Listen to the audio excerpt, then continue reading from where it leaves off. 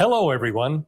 I am Mickey Ibarra, founder and chairman of the Latino Leaders Network, joined by our outstanding board of directors from coast to coast to celebrate the 17th year of bringing leaders together.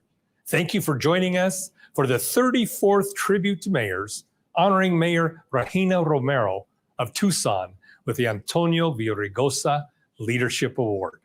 The Tribute to Mayors is normally convened during the winter and summer meetings of the U.S. Conference of Mayors to honor a mayor who is bringing their community together, to include us. Now, regrettably, the mayor's winter meeting scheduled for Washington, D.C. this month was required to go virtual, just as we are today, due to the coronavirus pandemic. However, we hope to rejoin the mayors in person at their summer meeting on June 18th in Austin. Viewers, please use hashtag Latino Leaders Network to engage with us in an interactive Q&A during this 60-minute program. This event is made possible because of the continuing support of two generous corporate partners, Bank of America and Walmart. We are grateful to these generous corporations for their support of the Latino Leaders Network. First, thanks to our champion, Angie Garcia Lathrop, Community Affairs Executive at Bank of America. Angie is a native of Tucson and will deliver premier sponsor remarks. Welcome, Angie. Thank you, Mickey, for that warm welcome and introduction. On behalf of Bank of America and its 200,000 associates across the United States and the globe, we are a proud sponsor of the Latino Leaders Network Tribute to Mayors. Mickey and his team do such an outstanding job, even in the most trying times. I hope each of you at home are safe and healthy. During challenging times like this, the importance of leadership takes on an especially critical role. The Antonio Villaraigosa Leadership Award recognizes those outstanding mayors that have demonstrated leadership through appreciation of their diverse communities and with understanding that uniting through common purpose will help build a thriving city. Congratulations to today's honoree, Mayor Regina Romero, for your service to the city of Tucson, Arizona. As a native Tucsonan myself, I know personally how important your leadership is to so many families. My teammates in Tucson, including our market president, Adriana Kong Romero, send their congratulations and gratitude for your partnership and leadership on the topic of sustainability and climate change. It's inspiring and so important to Tucson. I'd also like to acknowledge additional Latina trailblazers joining the program today. UnidosUS President and CEO Janet Murguía, and award-winning journalist Maria Elena Salinas. We are privileged at Bank of America to partner with UnidosUS and its many affiliates to train new bankers for hire at our financial centers as well as at other financial institutions in the cities in which we work. I'm looking forward to learning more from these outstanding Latina leaders, as I know you in the audience are as well. With that, thank you for joining us today. And again, congratulations to Mayor Romero. Thank you, Angie, for your long-standing support of the Tribute to Mayors. Our co-sponsor today is Walmart. We are grateful to Amy Hill for her support. With us to deliver remarks is a close friend, Javier Angulo, Senior Director for Community Relations. Thank you, Mickey. We so wish we could be with all of you today, and we hope we can do that soon. We at Walmart are once again proud to support the Latino Leaders Network Tribute to Mayors. First, let me congratulate Mayor Regina Romero for becoming the first Latina mayor of Tucson. We look forward to collaborating with you in making Tucson a better place to live and work. And now, more than ever, we need to come together to help cities recover from this awful pandemic, which has challenged many of us from a health and economic standpoint. But today, I want to speak on how this pandemic has further exposed the deep roots of racism that continues to divide our society. We all must come together, private, public, and nonprofit sectors, to put even more effort in dismantling or reforming systems and institutions that perpetuate discrimination against anyone, regardless of class, gender, sexual identity, disability, and yes, race. At Walmart, we are committed to doing our part. This year, amid the civil unrest across the communities, Walmart's established the Center for Racial Equity, a $100 million effort to address the drivers of systemic racism in society and help accelerate change. We will specifically address racism in financial systems, healthcare, education, and criminal justice, both internally within Walmart and externally in our society. We can't do it alone. We all have a role to play in bringing about systemic change. That is why we are exceptionally excited to support the Latino Leaders Network to continue dialogue so we can all understand how racism impacts our existence and come up with solutions that make a real difference in our cities and communities. We hope you enjoyed today's conversation with Mayor Romero and two of my heroes, UnidosUS CEO Jenny Murguía and journalist Maria Elena Salinas.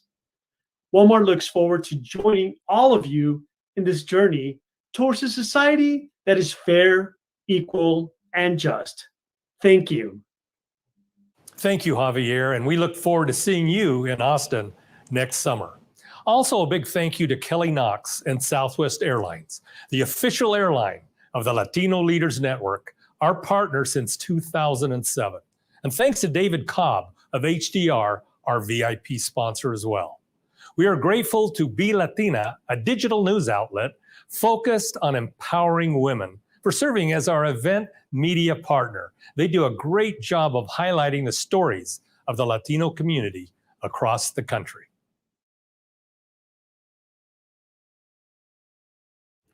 Our first special guest on the program is Mayor Greg Fischer, President of the United States Conference of Mayors. He is serving his third term as mayor of Louisville, first elected in 2010. Mayor Fischer is a frequent guest and was honored at our summer 2018 tribute to mayors in Boston for his outstanding leadership. I am delighted to welcome our good friend, the Honorable Greg Fischer, for remarks. Thanks for the introduction, Mickey, and I really appreciate the opportunity to join you in honoring Mayor Regina Romero.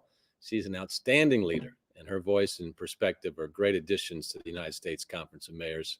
In this time, when our country faces many challenges, America needs more leaders who have the character, experience, and perspective of Mayor Romero.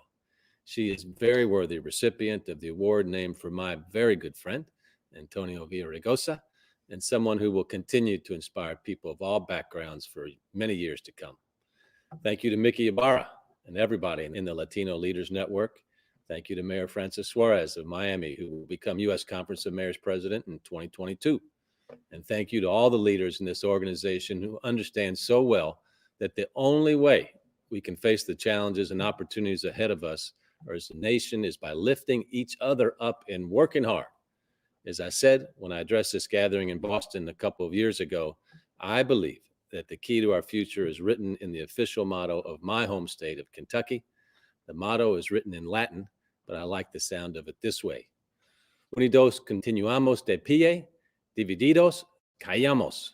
United we stand, divided we fall, so let's stand together. Seamos enfrente unido. Thank you, and felicidades, Regina.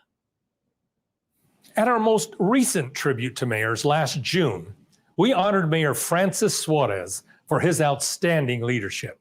He was elected the 43rd mayor of Miami in 2017, receiving 86% of the vote. Mayor Suarez is an early COVID-19 survivor and now serves as a vice president of the United States Conference of Mayors, who will become president in January of next year, our nation's mayor. Please welcome Mayor Francis Suarez for special guest greetings. Welcome, Mayor. I would like to thank and acknowledge Latino Leaders Network Chairman Mickey Ibarra, my former fellow mayor and friend Antonio Villaraigosa, award-winning journalist Maria Elena Salinas, and UnidosUS President and CEO Jeanette Murguía. I would like to extend my best wishes to our new president and offer our support and the support of America's mayors to unify our nation once again. I would like to especially congratulate this year's honoree, Tucson Mayor Regina Romero, the first woman and first Latina mayor of Tucson, Arizona, who will receive the Antonio Villaraigosa Leadership Award.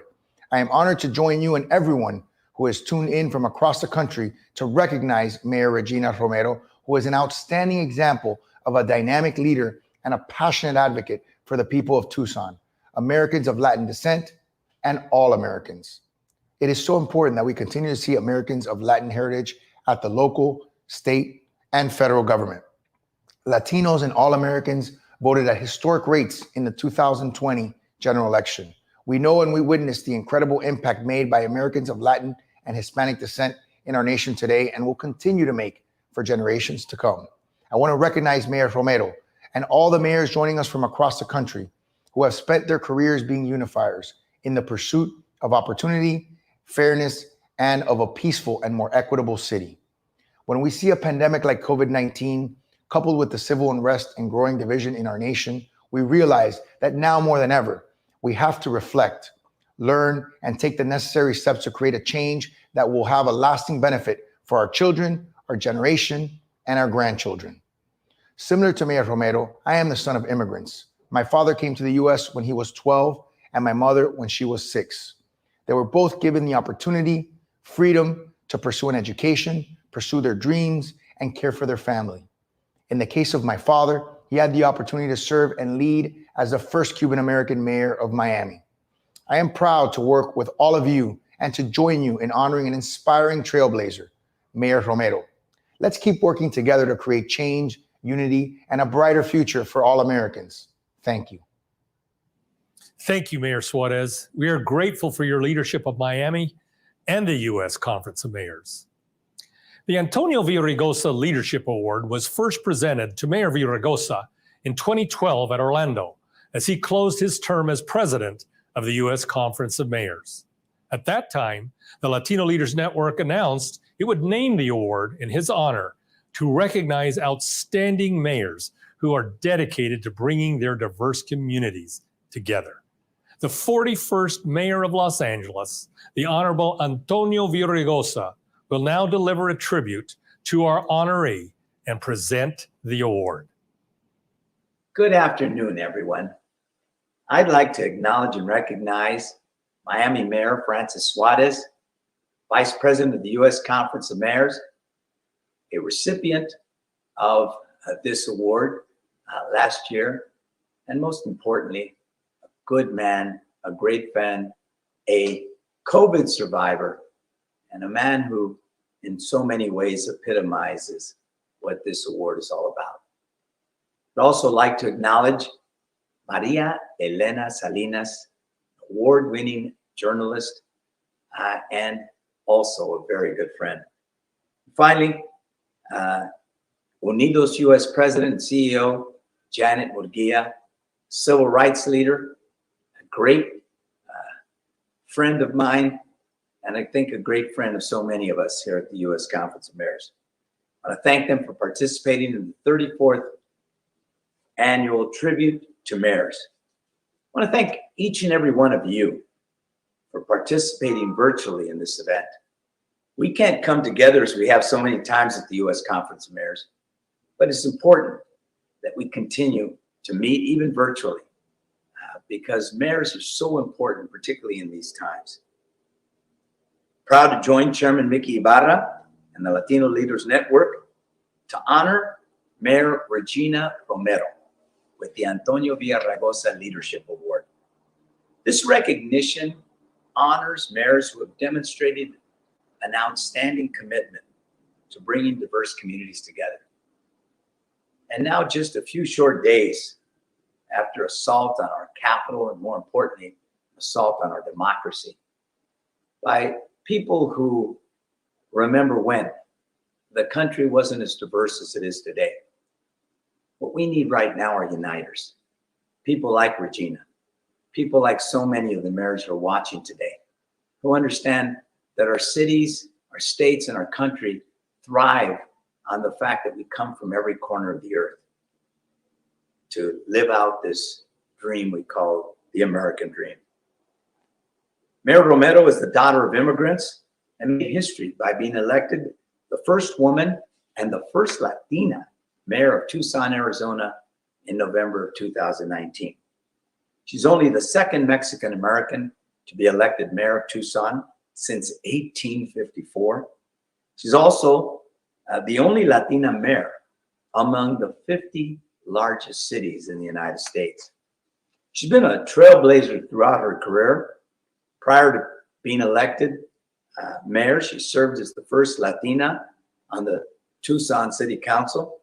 She has a long-standing record of breaking glass ceilings. But more importantly, she's never forgotten where she's come from. Throughout the pandemic, Mayor Romero has made it a priority to address the disparities that COVID-19 exacerbated for Latinos and all persons of color.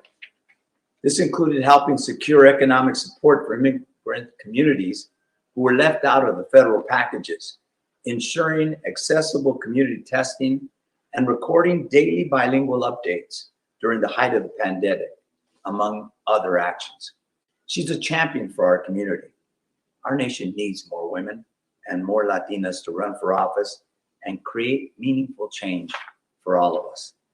I'm honored to present you, Regina, with the Antonio Villaraigosa Leadership Award. I invite everyone to post in the comment section and join me in congratulating Mayor Romero. Felicidades. Gracias. Congratulations.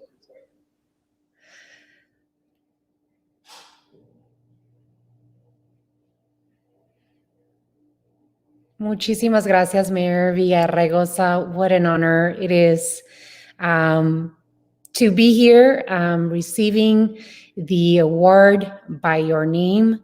It's wonderful to have this kind remarks coming from you, and this is a humbling recognition.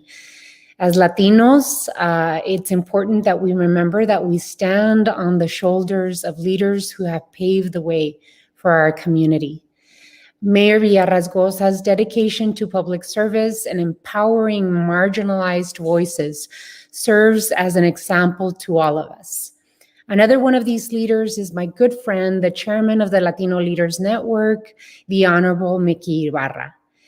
Mickey was kind enough to invite me to last year's program just after I had won my election in Tucson and was still getting my feet wet as mayor. He was kind enough to include me in the program for last year's dinner, and I am equally humbled today for him and the board to have selected me with this complete honor. I'm grateful for his leadership, his friendship, and for all of the amazing work he's done and continues to do through the Latino Leaders Network. In addition, I want to thank my fellow mayors, Mayor Suarez and Mayor Fischer, for their service in leading the U.S. Conference of Mayors.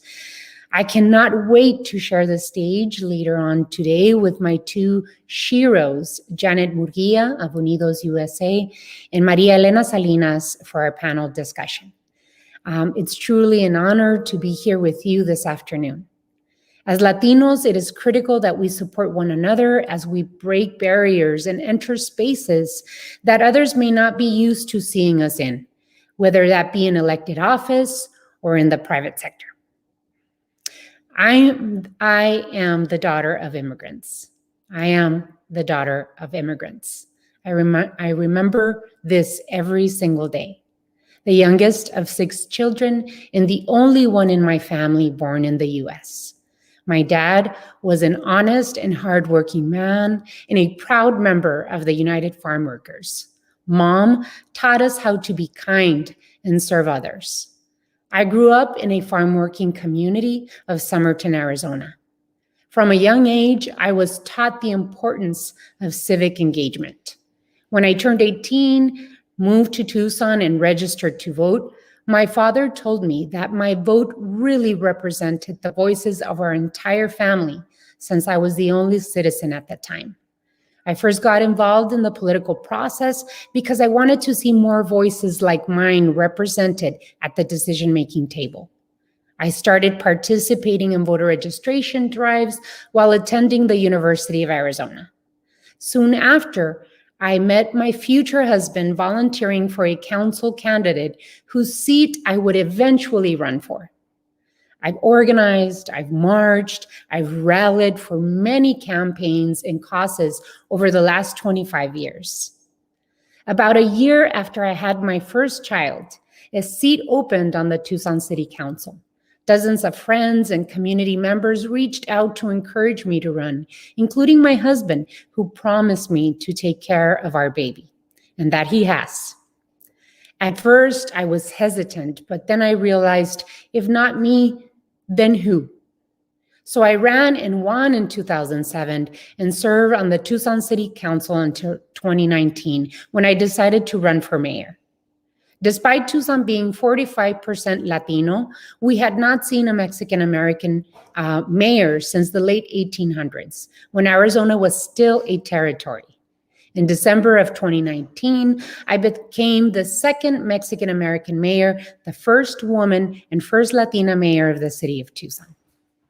Soon after I took office, Tucson and the entire nation was confronted with enormous challenges, from the pandemic and systemic racial injustice to economic instability that has disproportionately affected Latinos and people of color. But for all of the hurdles that 2020 threw our way, we have proven our resilience. Just in the first hours of the Biden-Harris administration, we saw immediate actions taken to not just undo the damage, but move our country forward. The president's executive actions on immigration are so personal to so many of us, especially here on the borderlands, just 10 years after SB 1070. His message of unity and vision for an inclusive America is precisely what our country needs during these divisive times. President Biden has nominated the most diverse cabinet the White House has ever seen, including our colleague mayors Buttigieg and Walsh, to get the job done. And we have made history with the first Black, Asian American, and woman vice president, who is the proud daughter of immigrants. Make no mistake, the challenges we face are immense. The pandemic, racism, sexism, economic inequality, a denial of science and truth, and the promotion of lives remain obstacles to moving our democracy forward. Every day I wake up, my intention is to make my community a place with opportunity for all. I know that mayors across the country, as well as the leaders in this virtual room, are striving to realize the same goal in their communities too. It is our collective dedication to creating a more just, sustainable, and prosperous America that empowers each and every one of us that makes me so hopeful for our future. Thank you again to the event sponsors, to Mayor Villaraigosa, Chairman Ibarra, and the Latino Leaders Network for this award and the opportunity to share my story with you. I'm humbled. Congratulations, Mayor Romero, and thank you for joining us once again, Mayor Villaraigosa. And now for a Latina leader conversation. We are delighted to welcome our moderator, Maria Elena Salinas, longtime Univision News co-anchor and currently a CBS News contributor. Maria Elena received our 2015 Eagle Leadership Award in Los Angeles. We are thrilled to have you with us again, Maria Elena. The program is now all yours.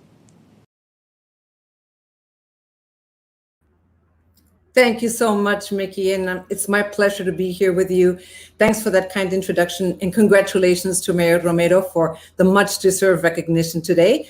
I have to say it was a treat to see my two mayors as native of Los Angeles and a resident of Miami, to see Mayor Villaraigosa and Mayor Suarez in the same program fills me with pride. So nice to see all of you.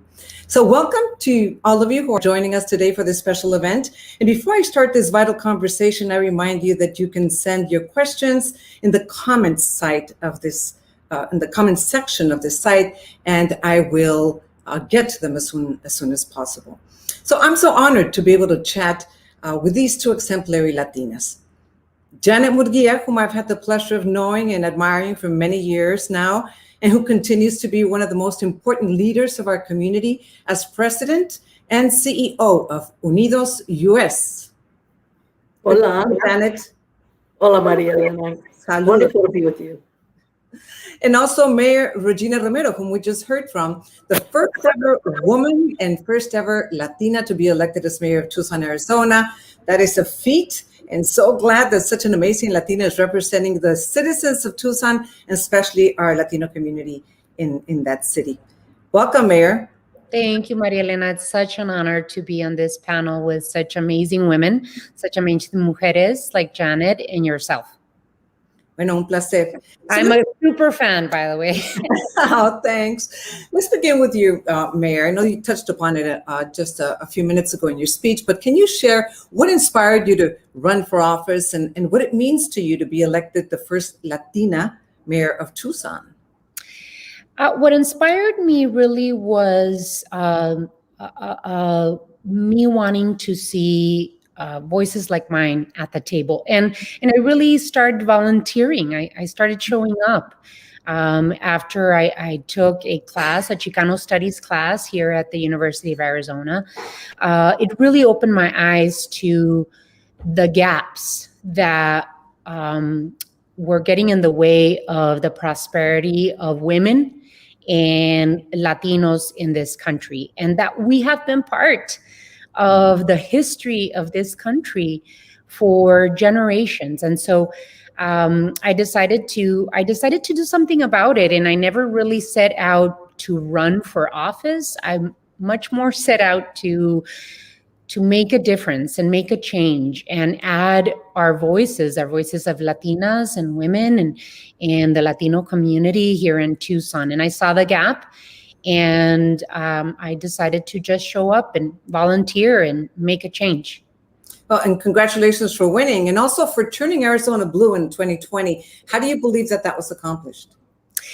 You know, it took many years. It wasn't just this year. And as much as we love President Biden and Vice President Harris, and we work for them tirelessly, back in 2010, many of you remember, Arizona is famous for it, unfortunately.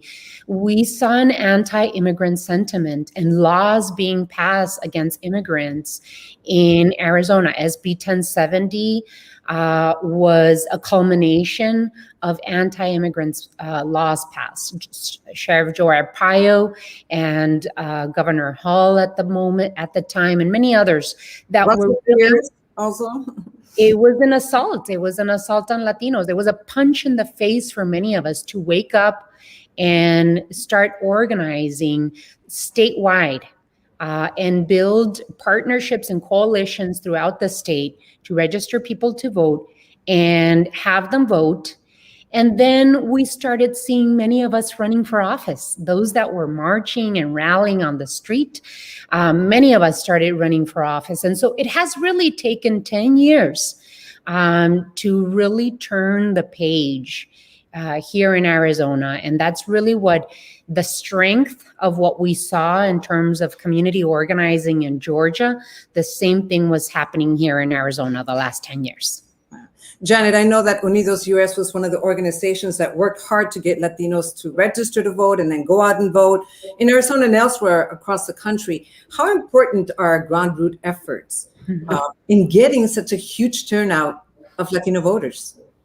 Well, thank you, Maria Elena. It's wonderful to be with you, and congratulations to you on your success on CBS and on so many other platforms where we need your voice as a journalist representing our community. I know you do that every time. And of course, congratulations to Mayor Romero. We're so proud of you. You've done such an excellent job. And yes, let me touch on this work of the importance of grassroots and community-based leaders and organizations. Of course, at UnidosUS, as you mentioned, Maria Elena, we have been at this for a long time, registering, organizing, and mobilizing our Latino and Latina voters to get to the poll. And I'm so glad you mentioned Arizona. Georgia was such a powerful story about women of color turning out to vote, including Latinas. But if you look at Arizona, because of the leadership, like not only our mayor here, Mayor Romero, but Raquel Terán, Petra Falcón, Alejandra Gomez. I mean, the list goes on in terms of Latinas who've made a difference, not just in this last year, but over the course of a decade, where we mobilized in response to SB 1070. And I do think that it can be a template, like Georgia, of how we can organize ourselves, mobilize ourselves, and reap the rewards. Not only do we see change in terms of the leaders and the policies then that we can expect, but you see emergent new elected officials who are going to be in these very influential roles, like Mayor Romero. So now Arizona has more Latina and Latino elected officials than ever before. So that's the difference we can make, not just in presidential elections, but at the local and state level. And I'm proud of the work that UnidosUS has led, not just in Arizona, but across key states, to continue to mobilize and grow the vote of our community and our political power, and especially proud to see Latinas playing such a key role. The next one is for both of you. Mayor Romero, Latinas played a big role in the 2020 election. So what impact did they have? And what can we do so that 2020 and 2018 are duplicated in the future, in future elections? How do we continue to increase that civic engagement among Latina voters? Well, it's very important. And Janet just mentioned the work of UnidosUS here in Arizona. Organizations led by women like Lucha and Mi Familia Vota, that has been a great coalition partner. Raquel Terán, who, by the way, we were marching and rallying here in Tucson with Raquel and I when we were in college. It really has taken many, many years to work on this grassroots organizing efforts. And now Raquel Terán, who's in the state legislature, has become the first Latina to lead the Arizona Democratic Party. And so it really is about investing in the grassroots movement making here in Arizona to be able to continue the work that we've started. And I'm sure the country noticed that in Arizona, the Biden-Harris ticket won by 11,000 votes. And so that tells me that we still have to keep on moving. We still have to keep on investing in the grassroots movements that are happening here. Because we're from here, we've been here, and we want to continue making sure that we invest in the future leadership, in the leadership of now, and in the leadership that's coming after us, to make sure that we have representation at every level of government, not just Arizona, but in the country. Janet, same question. What do you think? How do we keep the momentum going? I mean, there was so much at stake during the last election because of the impact that the Trump administration had in our community. So whether you were voting against him or for him, there's no doubt that Trump drove people to the polls. How do we get people to get excited about voting in future elections? Yes, it's a great question, Maria Elena. And I do think it's important for us to note that, yes, there was in part a mobilizing factor in our community because of what we saw and knew that we were against. And it was against virtually almost everything President Trump stood for and did. But in order to keep our community engaged and invested in the future of our democracy, they need leaders and investments that show how they're part of that future vision of America. We have to be able to mobilize people and say, hey, we can be for this specific agenda. We can't just mobilize people around what they can be against.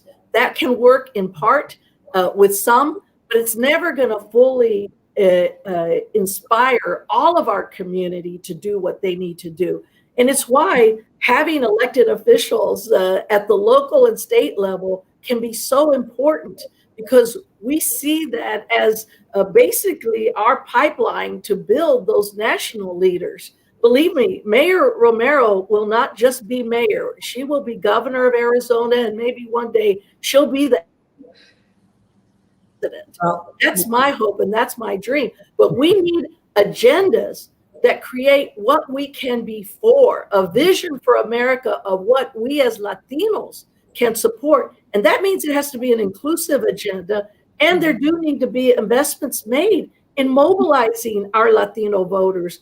Too often, dollars in parties and among candidates are invested in efforts that are not Latino or Latina-led. If we've learned anything out of this election, Latina-led efforts to mobilize our community pay off at the ballot box. And that's, I hope, a lesson learned for future parties and politicians. Yeah. Well, let's talk about some of the issues that our community is facing. According to just about every poll, the pandemic was the #1 issue for Latinos during the election. How do they continue to be impacted? And what can the new administration do to bring some relief for our community who's still suffering so much? Janet? Sure, absolutely. There's no question. Our community is being crushed by the disproportionate impact of this pandemic. We've seen it, unfortunately, not only in the rate in which we have contracted the virus, which is twice as many, but in our hospitalizations, 3 times as many Latinos are hospitalized.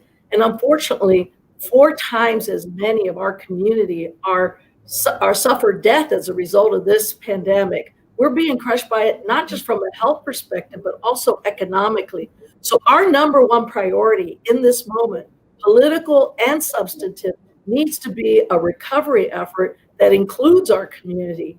It's why we've been advocating and saw some progress even in the down payment that was made at the last of the year, in a breakthrough moment for us as advocates for our community. I know the Congressional Hispanic Caucus and senators like Senator Menendez, but for the first time, we were able to achieve cash assistance for members of mixed status families.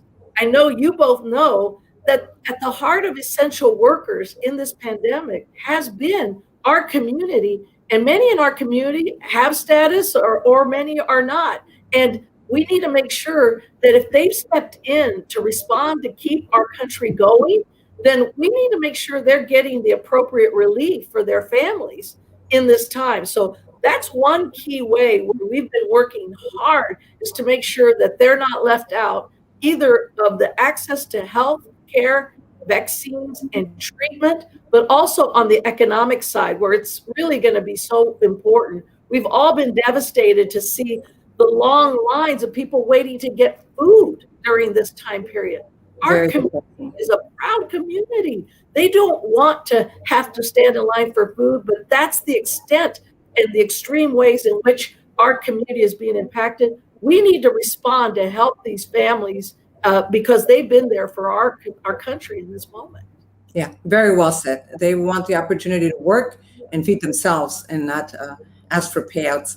Mayor Romero, moving on to another issue that we're likely to see in the Biden agenda as it relates to Latinos, immigration, the hot potato that nobody wants to touch. There's a very bold proposal that has been sent to Congress for immigration reform. And this battle has been going on for decades. Could it be different this time? Do you think that there's a political will on both sides to make this happen? I'm very proud of President Biden for, in his first hours in office, signing executive orders, at least 3, that were related to our immigration issues. stopping the construction of the border wall that's 45 minutes away from Tucson. It's very real and very devastating for our borderlands, our environment, and our communities on both sides of the border. Extending the protections for DACA, and what was the third one? The third one that he did was a moratorium. The moratorium on deportations. And so I was very proud in him signing those executive orders, which tells me and the rest of the Latino community in the United States that he is serious about his partnership and his promises to the Latino community in this country. And if we don't take advantage of us having Congress and the Senate and the presidency this time around, we could lose Latinos in the Democratic Party, to be completely honest. And so we have an opportunity to be able to be bold, and we need to be bold. We need to be bold in these times, because these times have shown us that we can't be tepid about the solutions that will work for this country. We have seen the research, Maria Elena. We know that by fixing the immigration dilemmas and the torn immigration system we have, that we can add to our GDP, we can add it to our economy. All of this immigration issue stems from racial prejudice. It stems from racial prejudice. And we learned from the Obama administration that deporting is not going to get us anywhere with the other side. So now is the time to be bold. Now is the time to fix our immigration system and take more than 11 million people from the shadows so that they can continue contributing to our economy. Yeah, if I could just build on that, Maria Elena, I think we should definitely understand that what President Biden has done is extraordinary. And I think it is a matter of lessons learned from a previous administration. But to put in on day one of his administration a bill that would extend a pathway to citizenship for 11 million people is making quite a statement. And to say that we're not going to wait 13 to 15 years, we're going to do this over the course of 8 years. And it's going to be a fair and inclusive path to citizenship. That is a bold statement. Now, obviously, that is what we have to work toward. And we hope that we will have a chance to engage in a bipartisan way on that. States like Arizona are primary reasons why we need to understand we need to get Republicans and Democrats on board here. But also to say that on day one, we have at the heart of protecting our DACA beneficiaries and making sure that we're going to protect dreamers. But we also are going to have some chances, I think, as part of the recovery, relief from the pandemic, because so many in our community have been essential workers.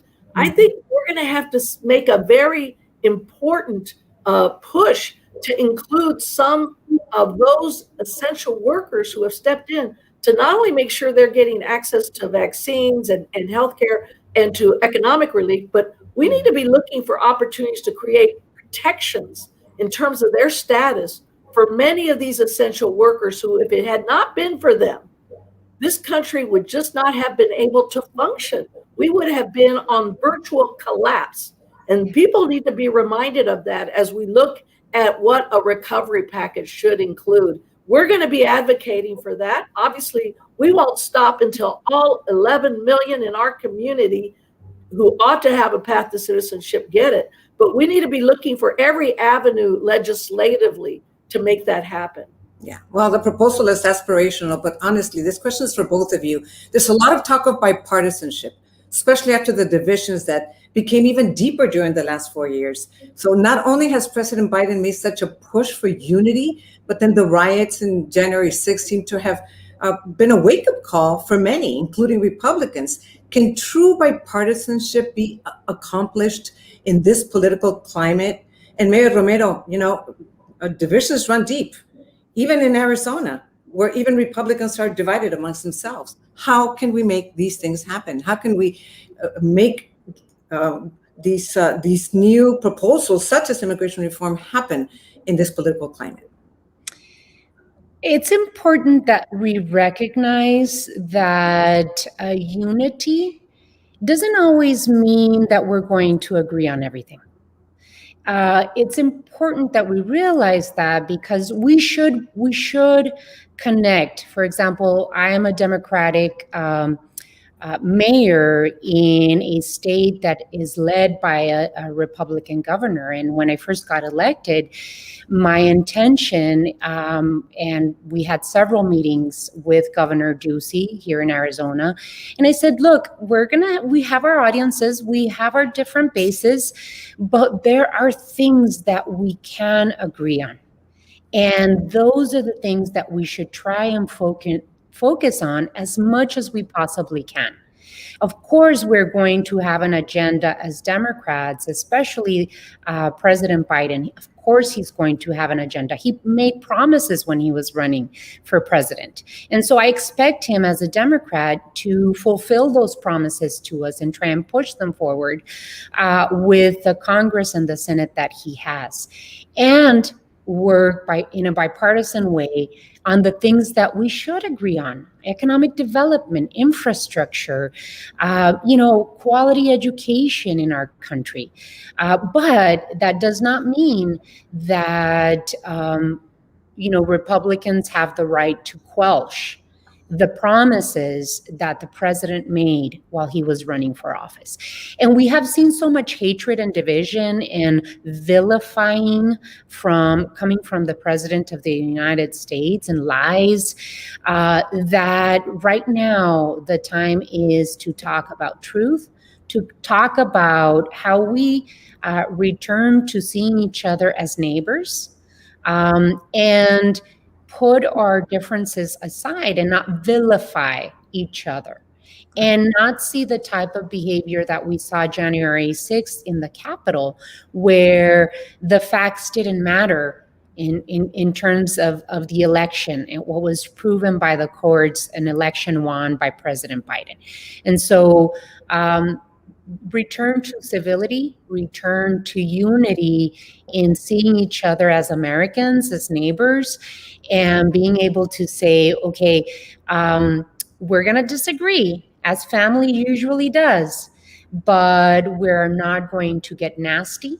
We are going to respect each other, and we're going to push forward in terms of the agenda that was made, that was promised to the people. And, we have to remember, more than 81 million people voted for President Biden's agenda. And so we have to push that along. Right. Well, we've gone over a little bit, unfortunately, but I don't want to, I really want to get to the questions so that we allow our audience to ask some of these questions of both of you. So if they're ready, here we have one from Arielle Egoian. The three of you are role models in so many ways. Thank you very much for including me with these two amazing women. Who is your Latina role model? Janet, who is your Latina role model? Well, I would say, look,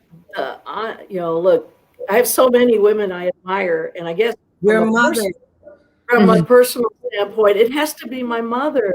Mi mamá, Amalia Murguía. She came to this country with nothing, a fifth grade education.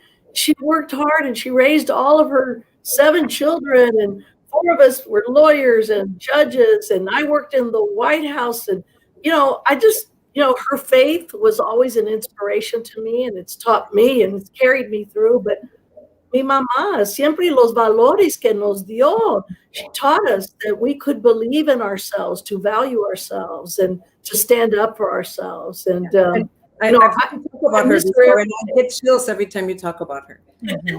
Well, I still miss her, but I know she's with me every day. And, it's all of our mothers who fight so hard for their families and who are still fighting hard for their families.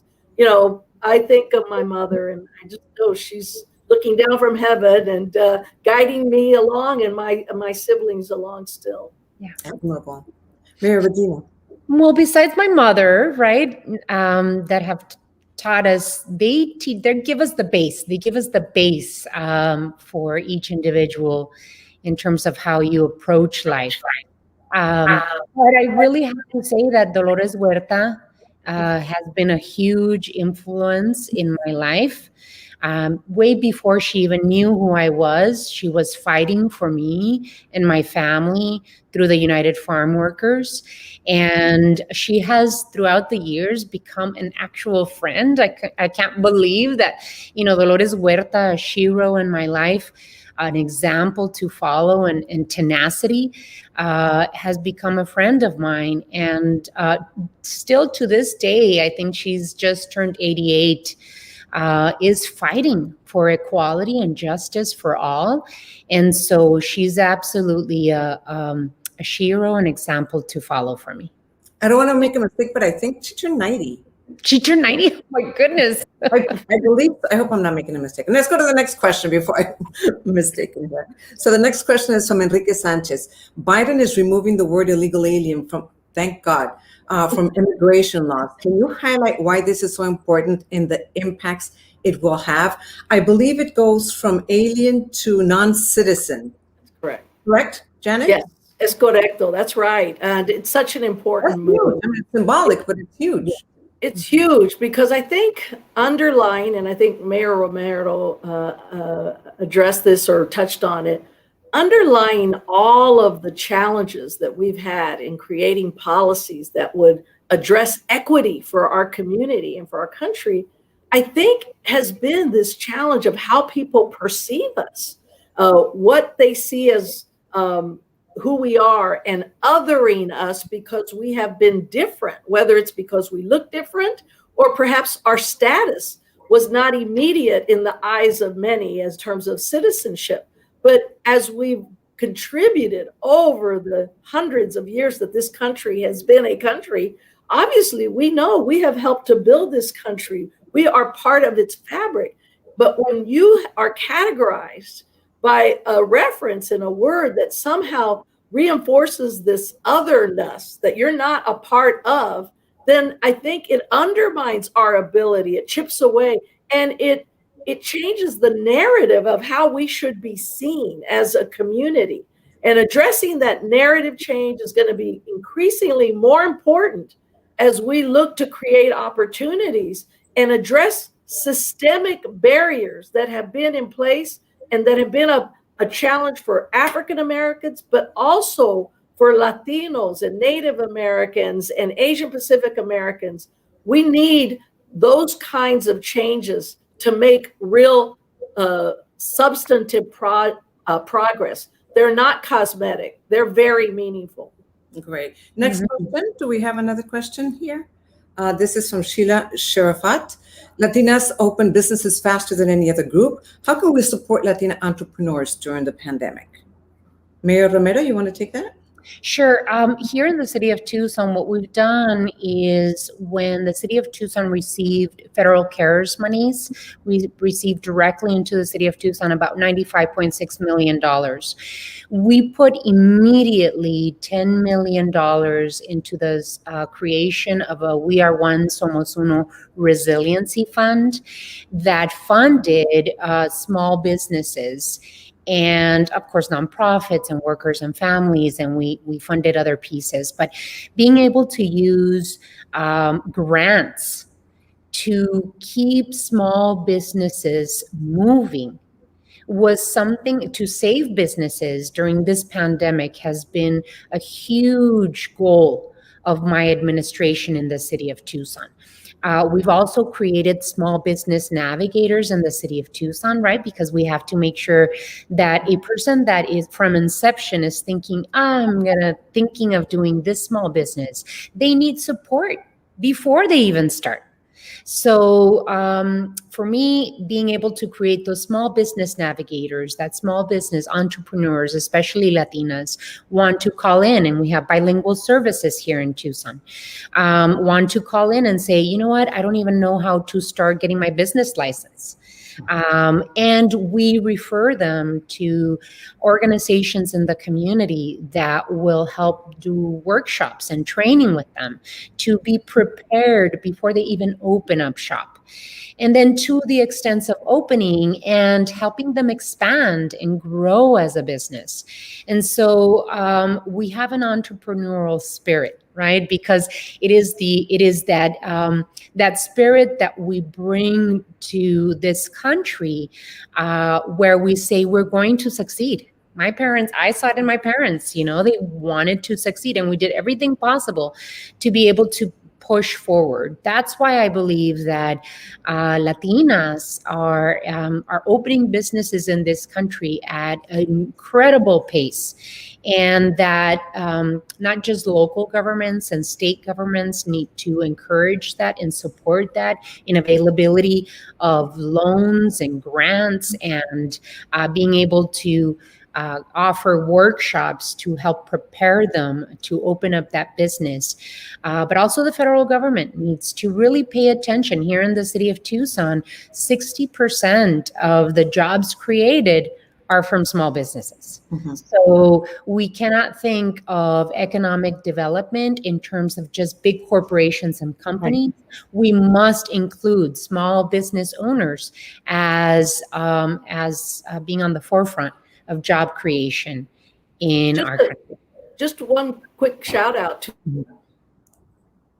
well, recently nominated Isabel Guzman to be the small business administrator, a Latina who has spent time, I think, in Texas and California, but who knows her family came from a small business operation. She knows this firsthand. She helped stand up a lot of the investments in small business under Gavin and Newsom. And it's a real credit to President Biden and Vice President Harris that they understand that Latinas are at the forefront of so much entrepreneurship, that we have a Latina who has been nominated to be small business administrator. This is so important. I also want to make sure folks understand that our small businesses have been decimated by this pandemic. So the recovery efforts led at the federal level will have to make a statement of investment in many of our small businesses, including those that are Latina led.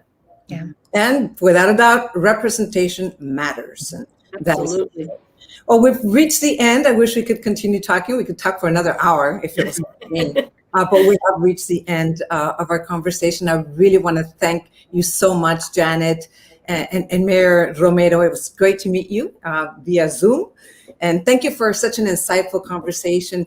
And I think to me, the takeaway is that there's so much work to be done, but we're optimistic about the future. And thanks in part to the work and dedication of powerful Latinas like Janet, like Mayor Romero. So thank you all for joining us this evening or this afternoon, depending on who you are, this morning maybe, for joining us. And thanks to Latino leaders once again for inviting me. So now I send it back to Mickey. Adelante, Mickey. Thank you. Great job, Maria Elena. Thank you also to Mayor Romero and to Janet Murguía of UnidosUS, Antonio Villaraigosa, Mayor Suarez, our partners, and all of you for joining us today. Now, before ending the program, let me encourage you to take a look at our Latino Leaders Speak curriculum guide featuring 14 Latino leader stories, complete with online learning activities, available free at latinoleadersnetwork.org. Thank you for joining us. More and more of America's school children are Latino, 25% nationwide and growing fast. There is a need for Latino role models, inspiring heroes, and outstanding leaders in the classroom. The Latino Leaders Network and the California Global Education Project have partnered to make a unique curriculum guide.